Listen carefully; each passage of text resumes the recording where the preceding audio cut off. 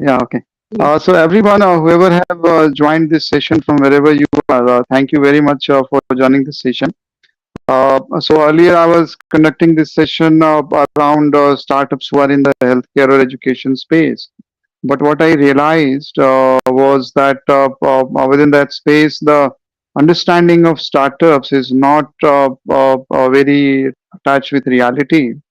So then I thought of having experienced within the education sector as some know-how of the healthcare sector.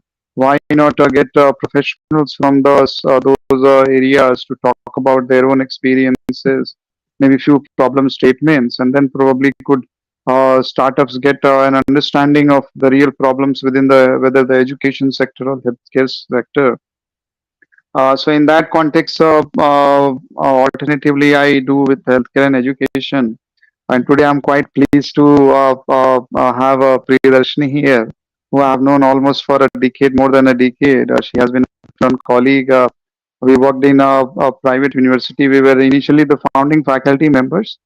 And she always came across a very understanding person and very, I would say, friendly towards students. Students had very, I would say, openness towards she attending the sessions, and she also used to take up students' issues very in a more parental manner.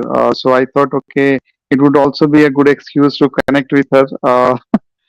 So here we have Priyadarshini. Now she was born in Alwar, in a small city in Rajasthan, but she has stayed, worked in Chandigarh, UP, and now Bihar. And these, I would say, northern side of India, whether the UP and Bihar, they constitute major chunk of the population in the country, and of course, that would translate into the significant amount of student population.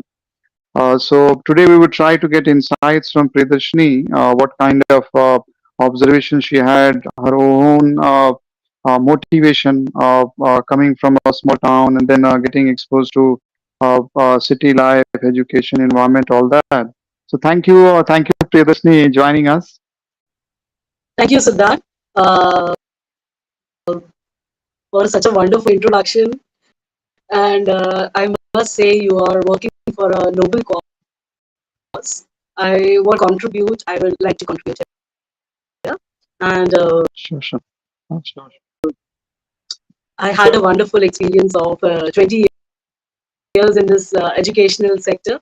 And I did met colleagues like you who were really motivated to move ahead, and you have started working at a noble cause today. I don't know how much I would be able to light up the subject, but it is close to my heart, and I would really like work. My journey started from Rajasthan, moved to Delhi, and then to UP and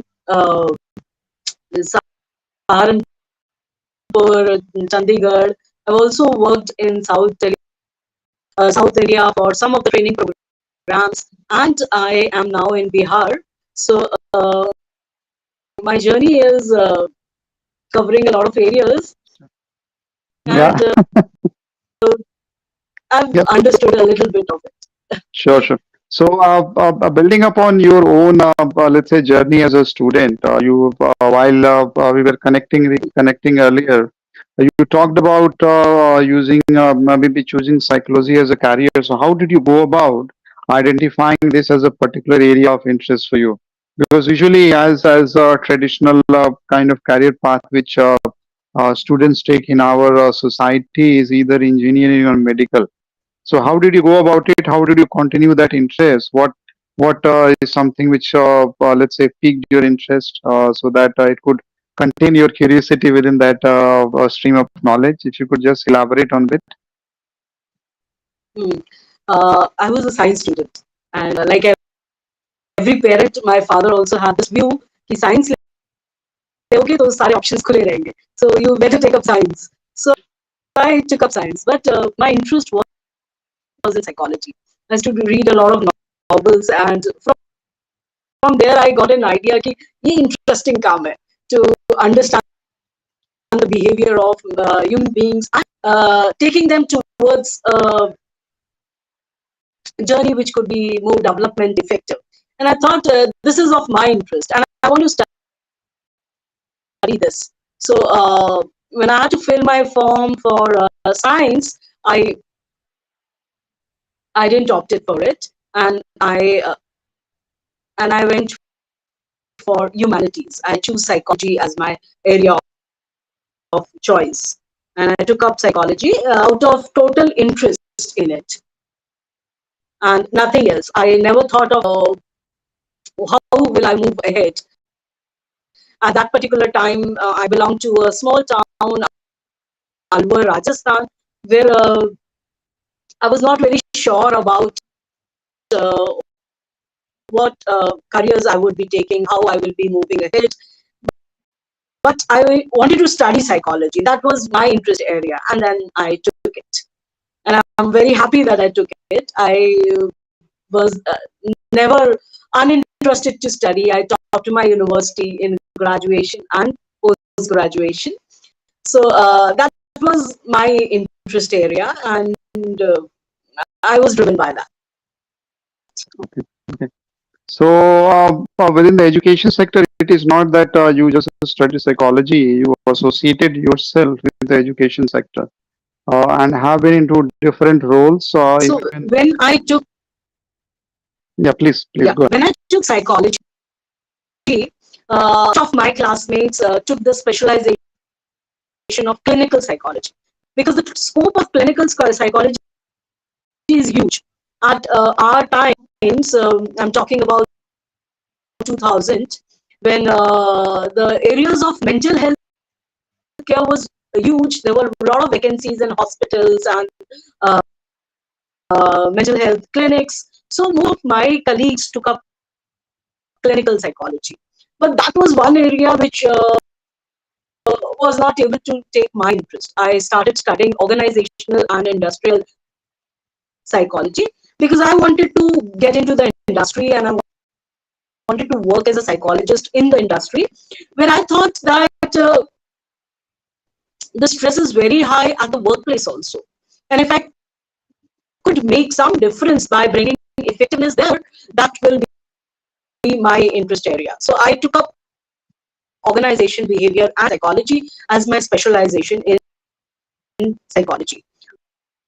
But when I started, I opted. My first organization was a place in Delhi, and we started with an center of excellence in HR, which was called as Human Resource Laboratory for Applied Behavior Sciences.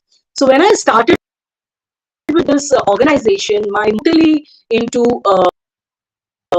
assessments, psychological assessments, giving consultancies, making reports, psychological uh, tests. All these were my areas of work. And this center of excellence was also working in developing psychometrics tests.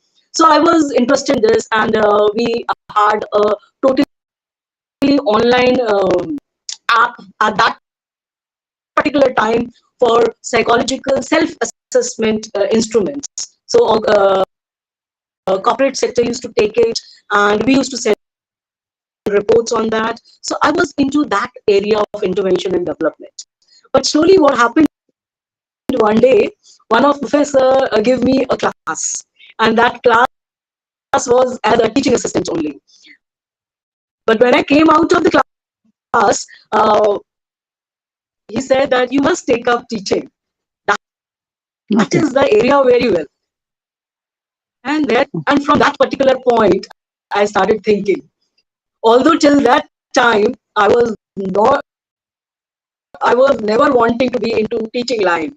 I pushed down my PhD work at that particular time, which was offered from the university as I was a married student, but I rejected that to be a psychologist. And then at that time, when he told me this, I uh, started taking some few more classes to understand my area of interest, and slowly I got into it. And that was the thing where I could be with the students. I could also work on their development, and this was something we experiment a lot of things. And on the same time, I was also into consultancy work. So I was working with the private sector, I was working with the public sector, and I was also with the students. So whatever I was learning in the industry, I could implement very easily with my students. I can teach them. I could be with them. I could really tell them what is the real scenario in the industry and what all you should be working on. So I feel that this was something which connected very well, and that was it. I got into it, and now it's been 20 years. I really love this area. I could parallelly I could work in the industry. I could bring my experiences back to the class and assist my students on what is required in the industry and how they should be working on it. So major area is with the management students only, because there we teach OB and industrial psychology as a subject.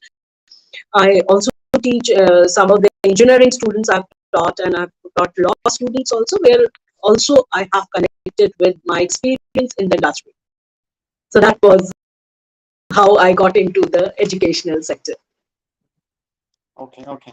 Wonderful for all that insights. Now, since you have worked with, uh, okay, am I audible? Siddharth, I'm not able to hear your question. Can you hear me now? Yeah, Okay, yeah. great. Thank you. It appears there was some network related issue. Apologies for that. And now आपने education sector में Chandigarh within the Punjab region UP में आपने काम किया है बिहार में किया है and you were already also talking about that as far as learning outcomes of students are concerned that is also got you interested. So आपकी observation में students को generally in case let's say some kind of learning issues they have or maybe let's say in case their learning could be improved by some measures, what all issues did you observe? क्या क्या चीजें वैसी हैं जो students की learning को affect करती हैं? So maybe you can draw on your experience from global university where we work together in Saharanpur और चंडीगढ़ या फिर बिहार का भी आप context Siddharth, you are बात कर not सकते हैं. audible. Oh, okay, okay. Just You're not audible, Siddharth. एक minute. Just give me a moment.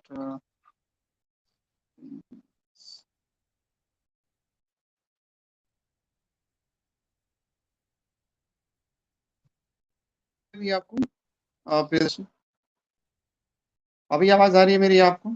और It's very slow. It's like it's not very clear. okay.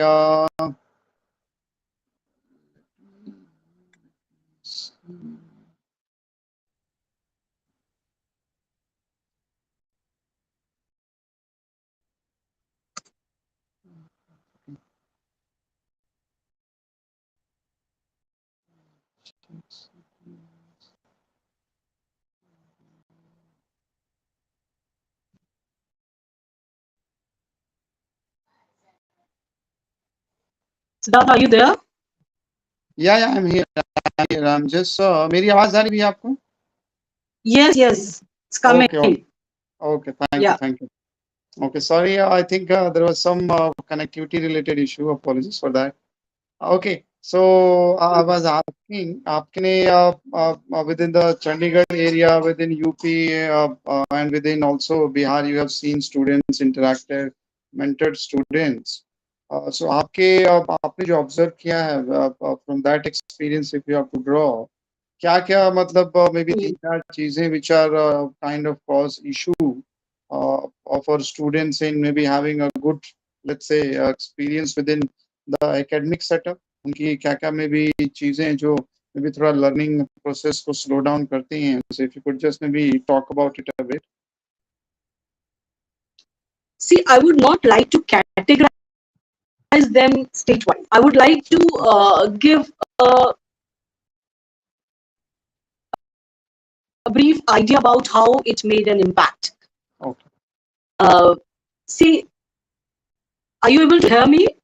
Yes, I'm able to hear. Okay. I think there is some connectivity problem. The voice is not coming very clear. Anyways, I would like to say that learning के तीन major मुझे जो problems या critical situations लगी when I talk about across these states, I feel the prime problem which I feel that is making learning difficult is the medium of language. The students struggle English and Hindi medium. This was the major problem when we talk about these states. So I feel the first prime problem is about the medium. And if I talk about myself, when I was in Rajasthan, my medium of instruction, my medium was of writing the exam was English. Whereas in my college, 90% of the students were from Hindi medium. And therefore, the teacher used to teach in Hindi. And this, I feel, is a major problem when we are talking about achieving learning objectives. The second problem, which I feel, is about the students who should be focusing on skills, abilities, and knowledge in a particular course. They are emphasizing on clearing an exam. We as teachers, we have to articulate what is the learning outcome of a particular course and what is required by the student. If he or she is taking a particular course, what is being expected out of it? So we are basically, the students are basically facing a challenge wherein they have to pass an exam to go to higher studies or for employment, wherein the industry is expecting an employable student who has a particular set of skills, abilities, knowledge. So there, I feel the gap is in between the knowledge which we are giving and the expectations the industry has. So in education, in making learning significant for our students, we have to bridge this gap. Only then, whatever course a student is doing, he or she could accomplish his or her goals. At the present time, I feel the courses they study are far ahead of what is being expected in the industry. Let me take my own example. When I was doing my course in psychology, I was taught to how to make a report. I was given a practical, there was a practical exam wherein we were taught how to make a report. But when I came into the industry, when I started writing the report, it was a totally different kind of report which was expected by the clients.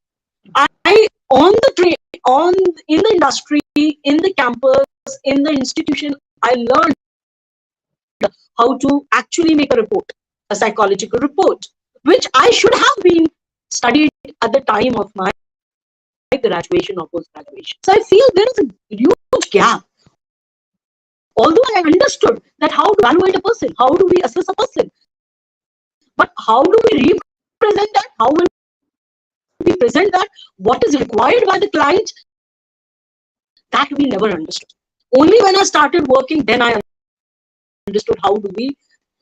Even when I was the placement officer in few batches, I faced a lot of recruiters coming in and asking me, "Ma'am, do they know how to do training need analysis?" I used to think, yes, they know the concept, they know how to do it, but the complexities of doing a training need analysis in an organization are huge. You have to get into the roots to understand that. That might not be able to do at at that particular time. So I say, yes, they know it theoretically, but they have not actually done it on the ground. Same thing is with recruitment. They will ask me that, ma'am, will they be able to maintain the attendance? Will they be able to uh, draw the salary structure? Will they be able to adjust the PF and the salaries? Will I ask that this much thing has to be deducted? Will they be able to structure it? These were the things which were never taught in the class. But as a Okay. teacher, I feel that this should be added in the whatever is going in the recent in the industry, recently in the industry, that should be taught to the student. Only then the students' abilities and skills could be worked upon. Sure, sure. Also, very So that is my thing. So learning, they don't know what the learning outcome is at present. What are they expecting from the course? Their expectation is just to get a degree with high scores, which is actually not required. Never in my any interview people ask me about my percentage. yeah, So they only out the skills and the abilities. So it hardly matters. So that agreed, focus has to agreed, be changed. What is the learning agreed, outcome? What is the learning objective? That has to be decided by us. agreed, agreed. So very So there is a huge gap in the theory and the skills which are required practical. in the industry. That has to So be bridged up. yeah, so very beautifully put it. Of course, I also belong to the northern side of the country, and as far as let's say my schooling is concerned, I would say I had exposure to both UP and Bihar education system, primarily Bihar. And when students transition from Hindi to English, as you rightly pointed out, that is a transition unless and until gets handled smoothly by maybe let's say the academic ecosystem, or maybe let's say the parents, or maybe whatever the student has gone through. Probably it will not add. It will cause, in case it is not probably let's say the transition is handled, it would cause learning disability. Very rightly pointed out. And of course, what we should have is, it is not that, okay, that Hindi is our mother tongue and all that stuff. In English, of course, is an international language.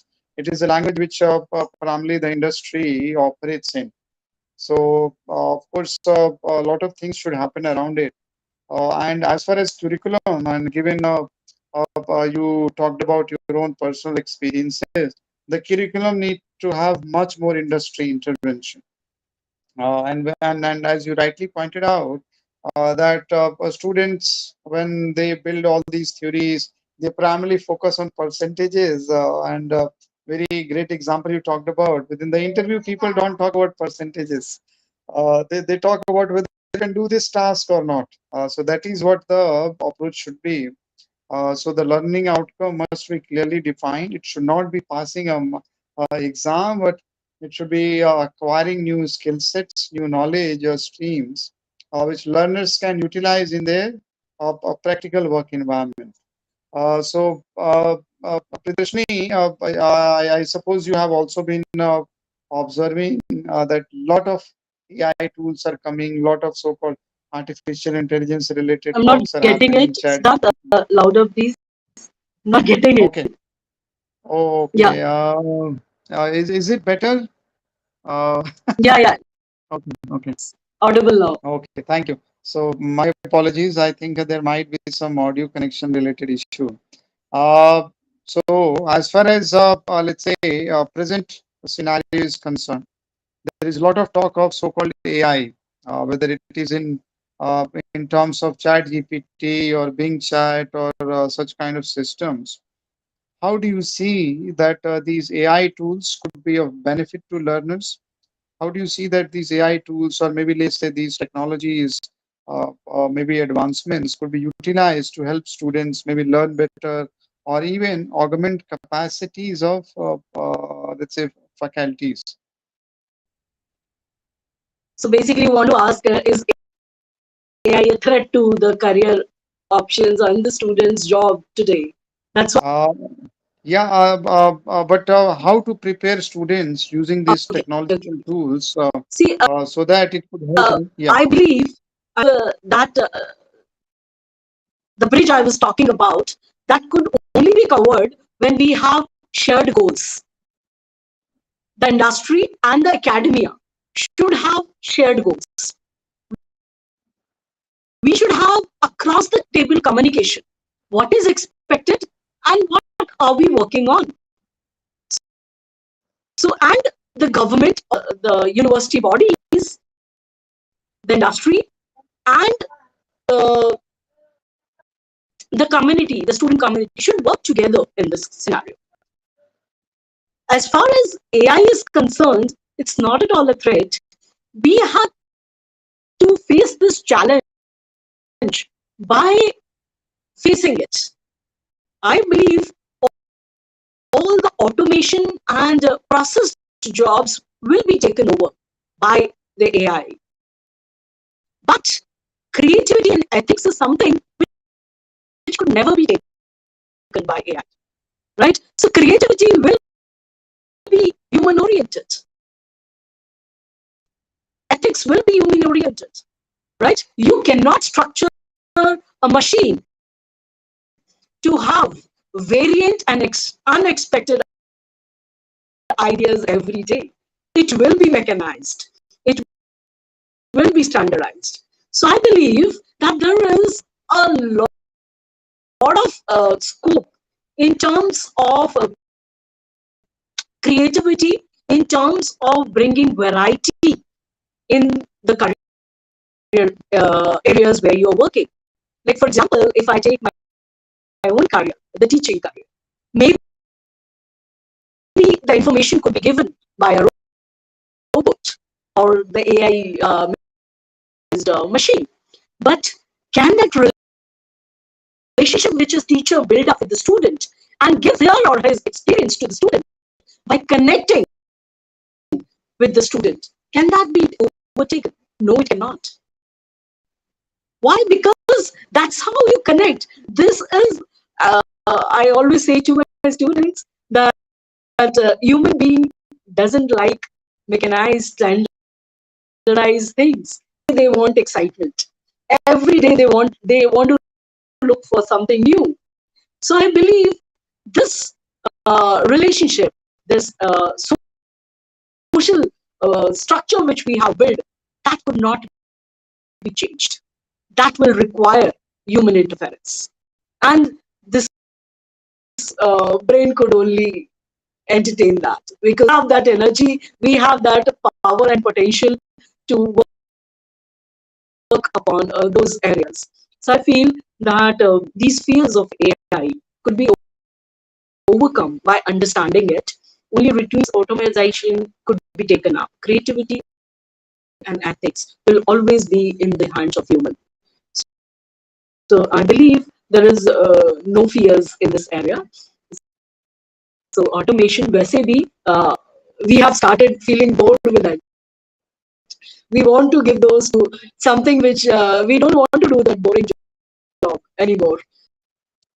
So there's no fears of these AI coming in. I feel the scope of being human, being a creative person, numerous potential in us that will always have scope over it. So Okay. that's Yeah. So, my take. okay, wonderfully put it. And I also keep on observing few people on LinkedIn, etc. And then they also talk about that humanities is probably a stream of forces which may become more prominent, more important because ultimately we are humans. And as far as maybe let's say repetitive nature of so-called maybe let's say technology is concerned, that would be taken over by all these automation tools. So what perspective? Of course, it also augments that. It emphasizes that ultimately the so-called human-to-human relationship, understanding of human nature, and then maybe guiding in a way so that humans can maybe let's say implement all those and understand all those aspects would of course may not be taken over by AI. That is where something of course, humans would have a lot of role to play. So probably maybe the more human to human connection would increase, and all the so-called boring tasks which you talked about, they would of course maybe get replaced by automation. So very interesting perspectives. So we are almost we are at the end of the session. Priyadarshini, in case you have to give your perspective about maybe let's say how the education is evolving, how maybe let's say students should make a career choice in the changing stream. What are those two, three suggestions you would have? Suggestions for the For startups startups as well as or students within the maybe let's say for their career as far as picking up courses is concerned, maybe.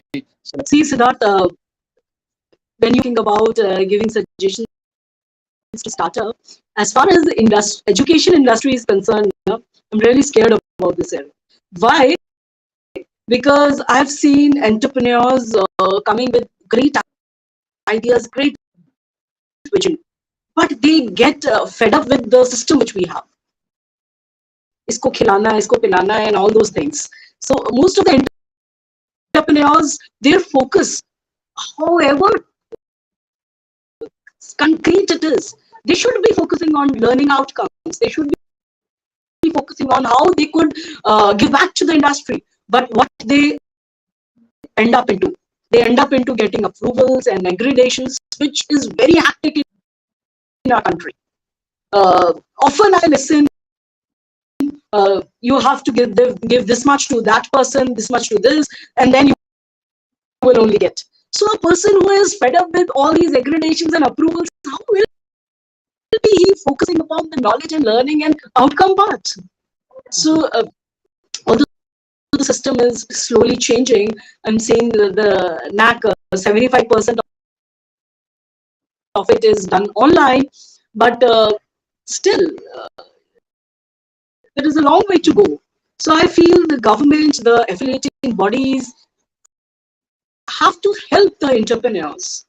On the one hand, I see a lot of students who are not able to get right kind of education, and on the other hand, I see institutions with filled seats, admission seats. So there is a lot of gap between what is expected and what is the outcome. So we have to fill this gap. While this gap is coming, we need to understand it. Our energy, if our energy gets into feeding somebody to get an approval, to get an affiliation, how will these young entrepreneurs or the person with so many ideas and creativity build upon their institutions? How will they? So this is a question which we need to answer. That if our students are also not able to get what they want, and our institutions are also not able to provide our students what is required, then there is a big question which we need to answer as educators. So there is a big gap between the system and which needs to be filled up. Sure. So I believe that the governments and the affiliation bodies need to really work hard to bring the in the system to fill these jobs and all those things, which I don't want to name it here because I've seen it from very near, and I at times I feel that this is a pathetic situation. The things which we should be focusing at as educators, we are not able to when we are into such systems. But then Agreed. So yeah, so there is a lot of hope. agreed. So administrative aspect, of course, probably taking too much of, I would say, bandwidth energy. And as you rightly pointed out, the learning outcome should be having prime focus, prime attention, both by policy makers as well as maybe the industry bodies. So thank you, Priyadarshini, for sharing all thoughts, and thank you all the participants who are joining this live session. Thank you very much. Next week, of course, we would connect with a practitioner within the healthcare space. So thank you, Priyadarshini, taking out Thank you, time and Siddharth. Thank you. Thank you so much. Okay. so I'll just end the live